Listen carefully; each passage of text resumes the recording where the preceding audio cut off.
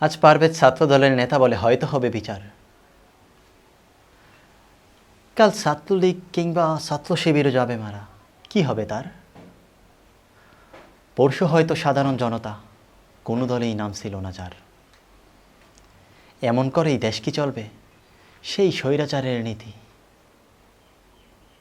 সব শালারা মুখেই বলে সঠিক আইন বাস্তবায়নে সবার মনেই ভীতি। মুখে মুখে কতই বলে করবে এটা সেটা, ক্ষমতা পেয়ে গেলে মনে করিয়ে দিলেও মনে নেয় না আর সে কথা। জানি না আর কত দিবে সবাই এমন করে ফাঁকি, আর কত রাখবে তারা সম্মানের খাতা বাকি।